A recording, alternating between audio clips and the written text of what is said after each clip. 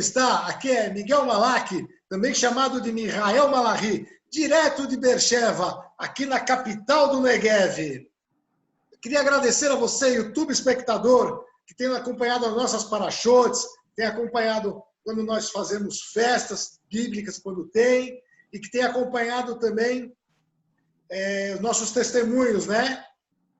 Agradeço muito o apoio e temos também bate-papos. Hoje vamos fazer um segundo bate-papo com uma psicóloga e quem vai apresentar essa pessoa muito especial, muito amiga nossa, é a Simone, minha irmã, que está em São Paulo, diretamente de São Paulo. Simone, é com você. Shalom, shalom, queridos. Mais uma semana de bate-papo com pessoas especiais, pessoas queridas, pessoas que vêm contar o que está fazendo, como está fazendo. E essa semana nós vamos conversar com uma psicóloga, Mônica Levi. Ela é argentina, neta de russos, uma judia, vai contar um pouquinho a história dela. E, além de psicóloga, ela é escritora, terapeuta de casais, tem pós-graduação, tem livros, uma pessoa formidável que vai trazer uma reflexão. Essa é a nossa ideia. O bate-papo de hoje é refletir. Mônica, sobre o que é que vamos refletir hoje? Olá, shalom para vocês também. Agradeço o convite de estar com vocês, que são meus amigos. Hoje vamos falar sobre todo o transcurso. Eu vou contar um pouquinho do meu transcurso e outro pouco do transcurso da história dos judeus, ok? Visto que eu sou psicóloga por opção, eu decidi ser psicóloga e terapeuta com 12 anos, um dia andando na rua, sentindo falta de ter com quem falar de uma maneira mais profunda, de compartilhar dúvidas, sentimentos e de ter mais liberdade. Aí eu decidi, quando eu crescer, eu vou ser isso. Nem sabia como chamava, terapeuta.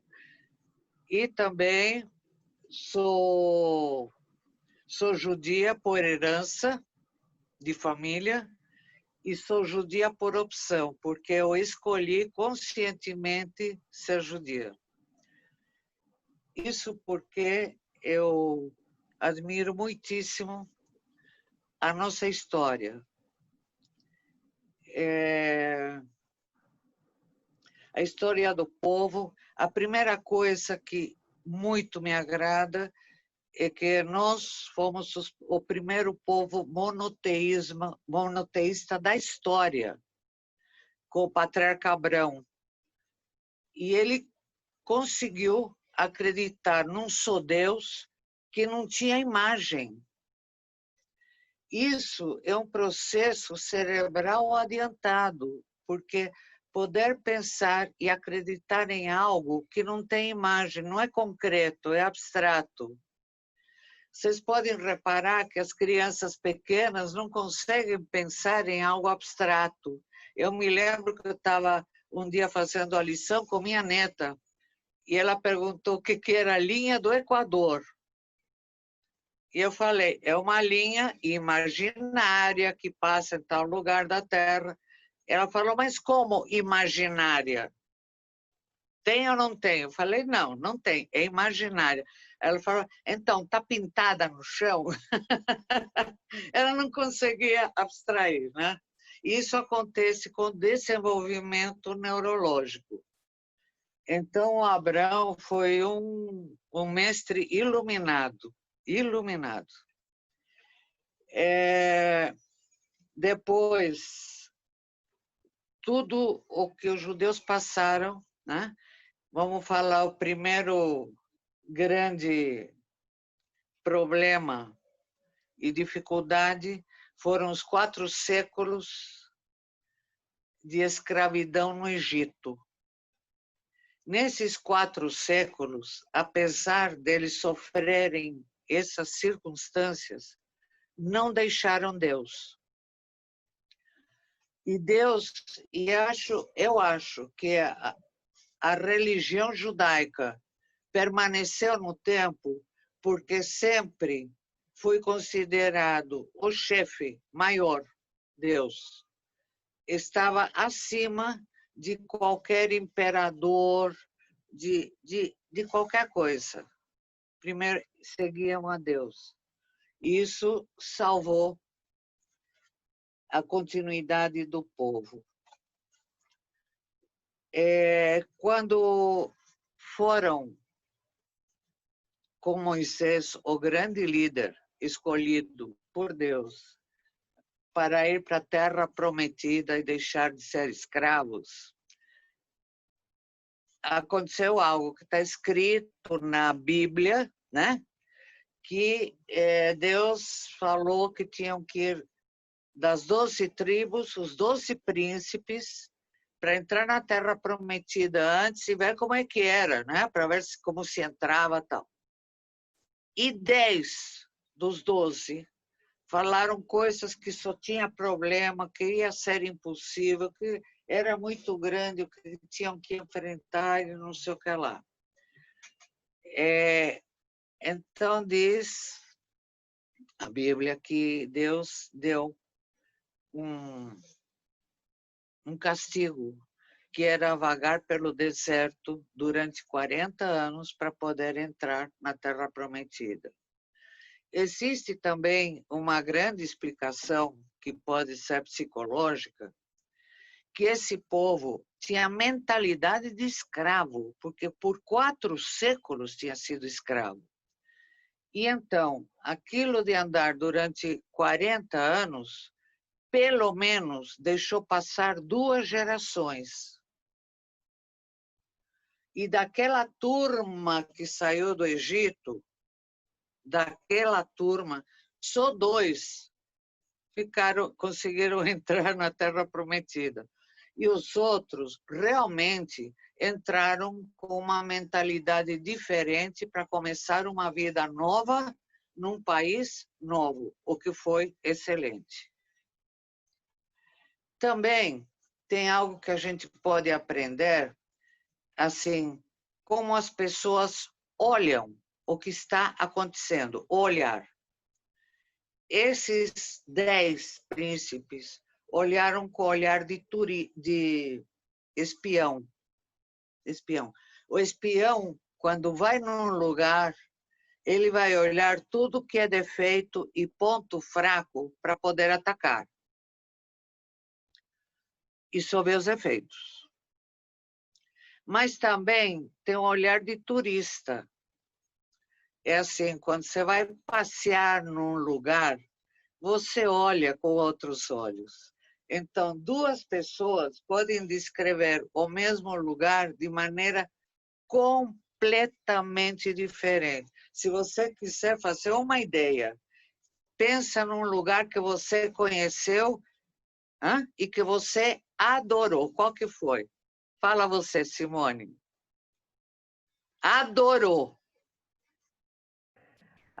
O lugar que eu gosto é Jerusalém. Esse é o lugar do meu coração. Ok. Então, descreve o que você gosta de Jerusalém. Eu gosto da vida, do modo de vida, da rotina. Eu gosto, é a verdade escrita no mundo real. Para mim é isso. Muitas pessoas gostam da Disney, que vão brincar com. Eu gosto de Jerusalém. Para mim é um paralelo. Eu também gosto muito de Jerusalém. Eu acho que tem um encanto de uma energia diferente, aquele brilho das pedras, né? Tem uma coisa diferente, muito linda. Mas, se for isso, é o olhar de turista. Digamos que fosse um espião. Ele pode falar, tem muitos lugares muito sujos. É perigoso, porque a qualquer momento você pode ser atacado e pode morrer. Reparou a diferença entre um olhar e outro, né? Então, o que é importante nessa dica é poder aprender também, a olhar com olhar de turismo, de turista, tudo o que está acontecendo, até a pandemia, ok? Então, vamos continuar na história judaica. Depois que eles atravessaram, tal, e teve um milagre, chegaram e começaram lá. Passaram-se muitos séculos. Eles, num primeiro momento, o antissemitismo parece que tem 3 momentos. O primeiro era contra a religião, também ligado àqueles que estavam se multiplicando muito e chamando muito atenção. Então, gera algo de competição, de inveja, etc. Ok? Isso foi o que aconteceu no Egito. Num segundo momento de antissemitismo, foi contra a raça, diferente da religião. Isso foi na época do Hitler, onde ele, outra vez, né, colocou a escravidão, mas uma escravidão ainda pior, porque era para exterminar, não era para só trabalhar, né? Trabalhar enquanto vivesse e o resto extermina. Nesse tempo de reclusão, com os piores momentos de vida que muita gente poderia falar, não dá para imaginar o que o ser humano é capaz de fazer. Havia num campo de concentração um psiquiatra judeu chamado Viktor Frankl. E ele, com o olhar de terapeuta, apesar de estar nessa situação terrível, ele começou a verificar que existiam 2 tipos de pessoas lá entre os que estavam presos. Uns que lutavam para viver e outros que se deixavam morrer. Aí ele começou a se questionar qual era a diferença. Ele estava nos que lutavam para viver. Qual era a diferença entre um e outro? E de lá surgiu uma teoria lindíssima, espetacular, que ele se deu conta que ele queria viver porque ele tinha um sentido de vida. E os outros não. Quando ele continuou se questionando qual era o sentido de vida dele, aí ele se deu conta que o sentido de vida dele era o amor.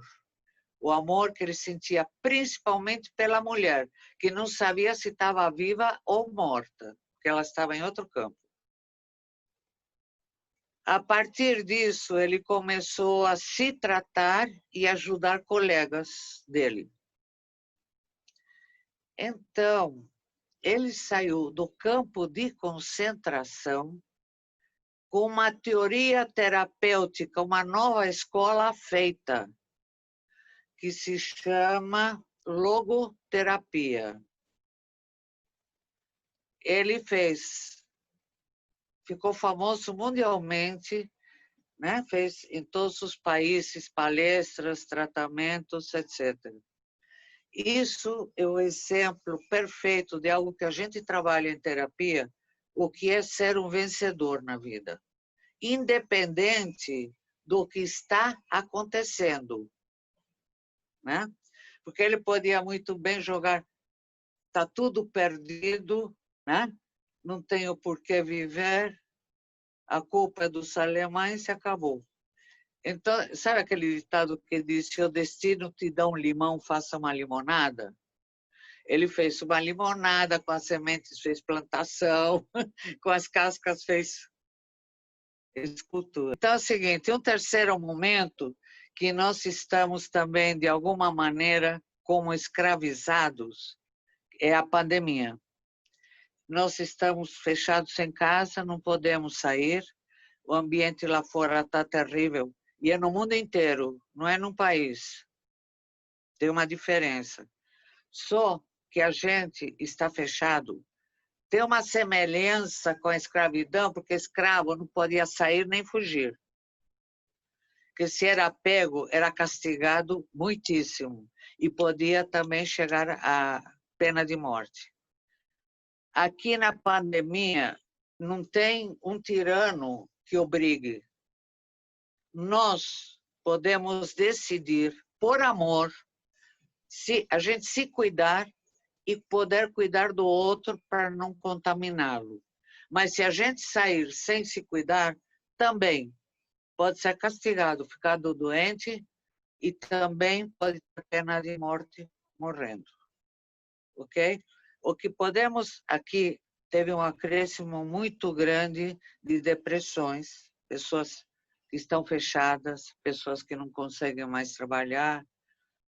E o que é importante é pensar assim, o que você pode fazer e o que você não pode fazer. Em vez de olhar com olhar de espião, que muita gente está fazendo, a proporção de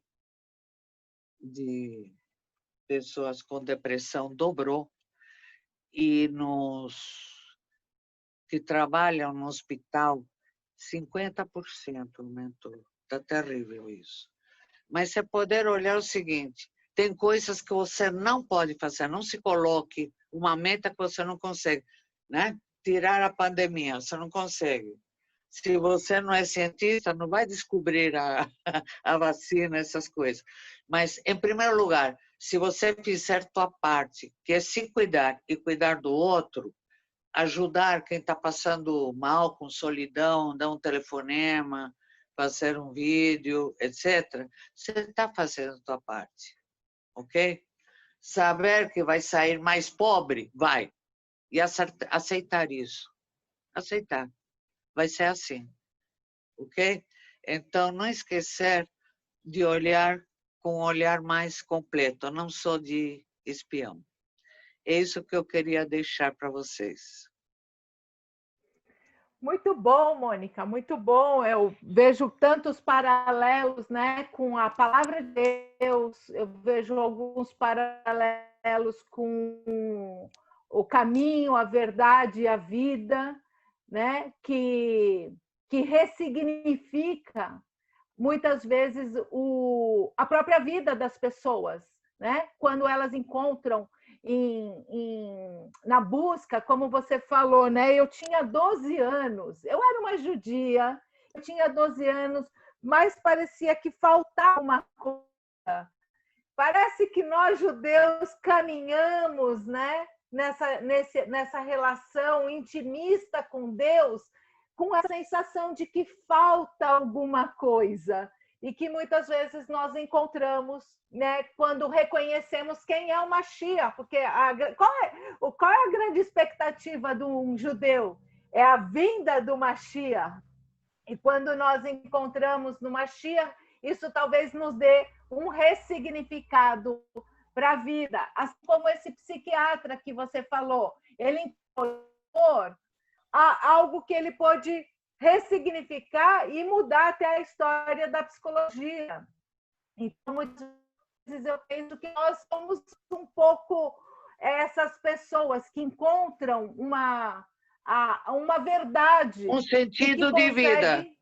Um sentido, uma verdade, e que conseguem compreender o todo, né? A gente não olha só mais aquela parte que falta, mas eu fico na plenitude, a plenitude o shalom de Deus, né? O que é o shalom, senão a plenitude de Deus para nós? Eu achei muito interessante tudo isso. E você, Miguel, me dá o seu parecer. Eu gostei muito de bater esse papo com a Mônica.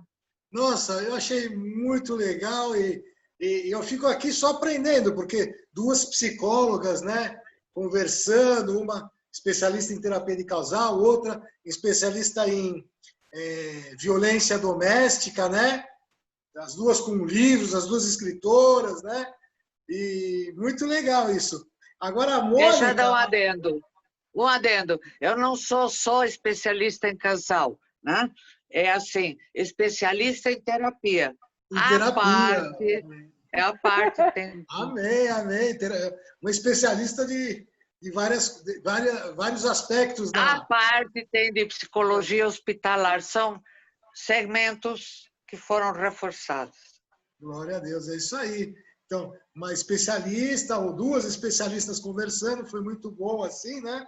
E agora a Mônica, eu conheci ela fora do métier da psicologia, eu conheci ela fazendo teatro amador, na Hebraica.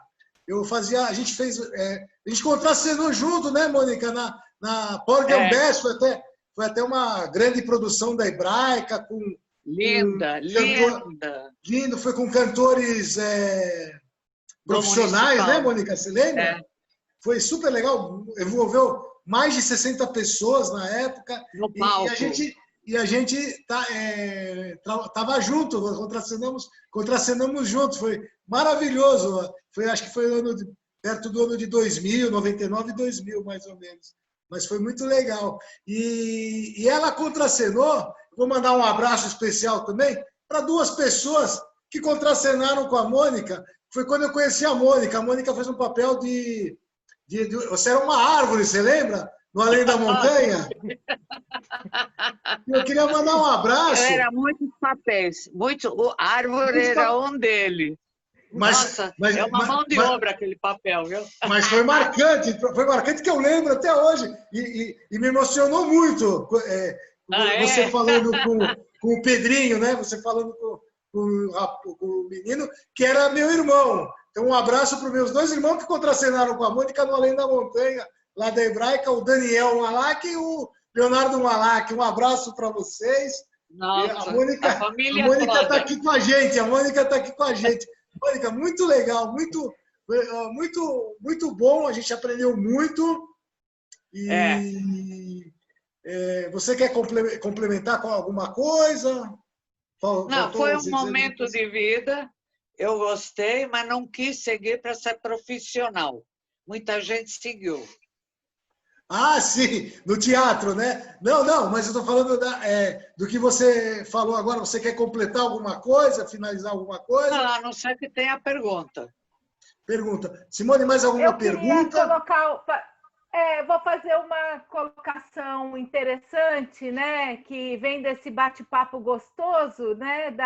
Do teatro da Hebraica, dos momentos tão bons que vocês viveram. Eu pude assistir algumas peças e me parece interessante quando a Mônica fala, né, nesse tempo, e a gente como psicóloga, e ainda mais com tanto ela no foco de casais e eu no foco da violência doméstica, me parece aumentou muito agora. Pois é. Que está todo mundo em casa. Em casa. Me parece que algumas coisas são boas, né, de se fazer, assim como nós fizemos, que nós sejamos exemplos. Então, trazer à memória momentos bons que tivemos juntos, né?